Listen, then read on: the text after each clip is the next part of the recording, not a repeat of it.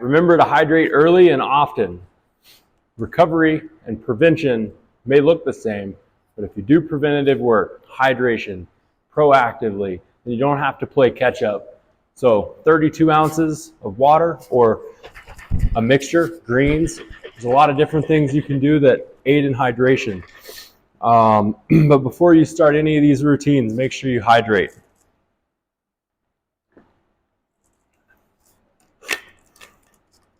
Okay. Supine decompression with a shin tracer added. We're going to start with the supine decompression with our feet, big toes together, heels apart, knees slightly up, about the height of the chest when you lay back. Take a breath that expands and elevates the rib cage. Expand, exhale, maintain that expansion. Take a series of 3 breaths.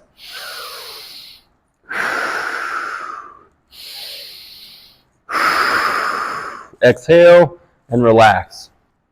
Next one, supine decompression with an ankle tracer and a gyroscope. Thumbs at the base of the rib cage, pinkies on top of the hip bone. Take a breath. Big toes together, toes towards the nose. Bring the knees up, roll the inner thighs in. Take your left foot, trace it up the shin and back down. Give me 3 of those. 2, 3, and the other side, tracing the inside of the heel to the inside of the shin bone. 1, 2, 3. Back to center. Next one is a trace up. You're going to lock this hip in, press the knee into the inside of that hand, lift the foot, and do an ankle gyroscope. Little circles one way, little circles the other way. Keep that hip locked in, bring the heel down right to the inside of that knee, trace it back down. Trace to the other side, up, knee, hand, the inner thigh, right hand on the hip, lock that hip in, take the foot up and away, ankle gyroscopes.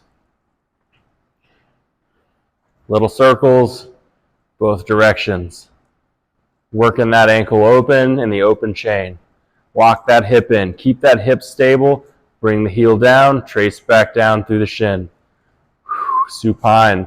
Work complete. From there, we're going to integrate the prone work. My head is going to go down. In front, my feet, same shapes. Big toes together, heels apart. Take a breath.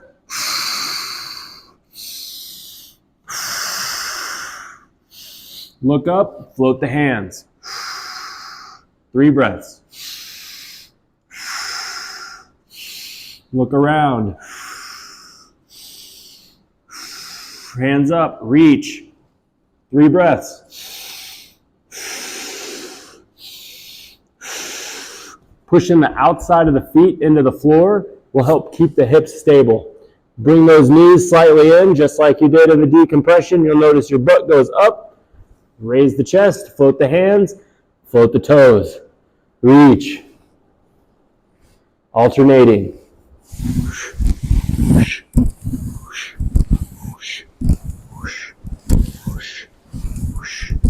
From there, push up into the rocker. Rocker.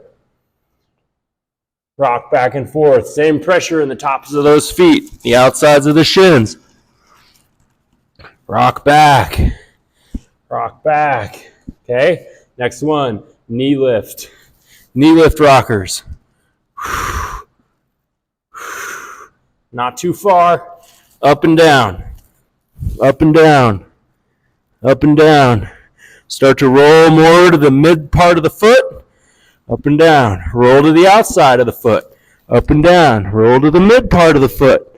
Up and down. Sit back into Cesa. We're going to alternate. Cross forward. Cross back. Cross forward.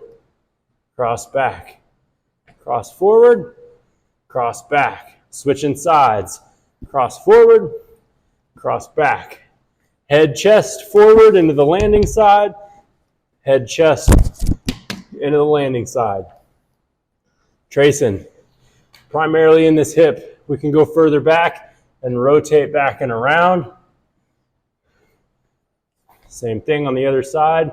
Straight back, rotate back and around. Whoo! Thank goodness for lids. Back and around, back and around, back and around. We're going to go back to that shin. Down, feet up. Now curl the toes. Toes curled under. Rockers, straight back. We're loading into the squat at this point. Open those feet up. Push the hands back. Lift the knees. Knees up. Knees down. Knees up.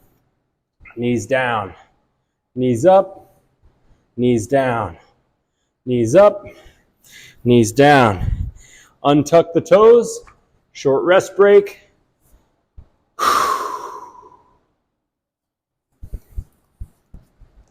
Front view.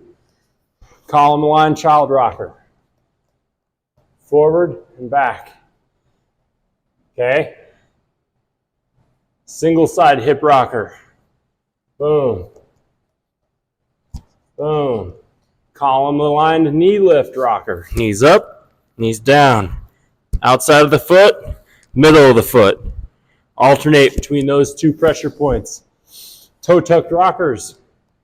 1, 2, 3, 4, 5. We're going to do 15. 6, 7, 8, 9, 10, 11, 12, 13, 14, 15. From there, rocker to squat. Rock to squat. Back down. Straight feet. My butt goes way back. Way back. Knees come out.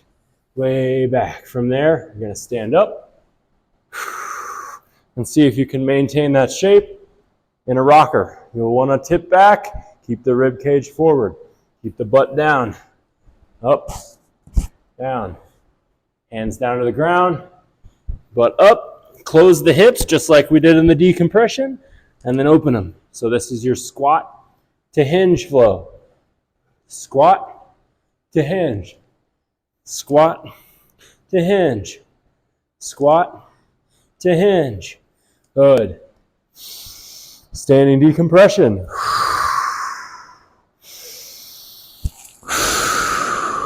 Step forward. Split stance decompression. Woo!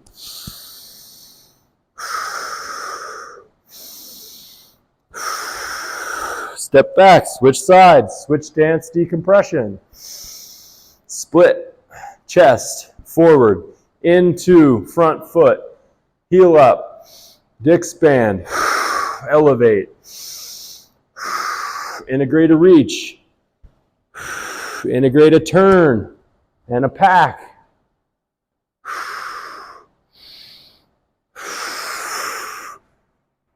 Other side, up. Integrate a pack.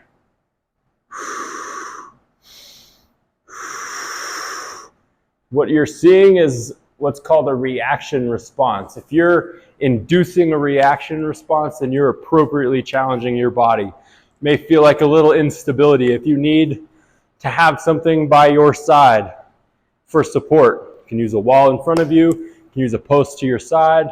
PVC pipes and sticks work great, but you want to create accuracy and a tight turn. So be wary of getting too wide, too long with your steps early on. There's benefit to that, but you want to refine the little tiny tissues. You want to be able to turn, step, turn, step, and integrate this work into your walk so it's fluid. You don't want to create a rigid structure that only hits here and then you've got to hit over here. Make sure you can integrate these tasks and little activities into your daily life. Don't treat it as exercise, treat it as activity, treat it as perpetual awareness. How can you integrate these things into your daily life? That's how you're going to get the most reps in your day. That's how you're going to build that resiliency back that's instinctive to your body.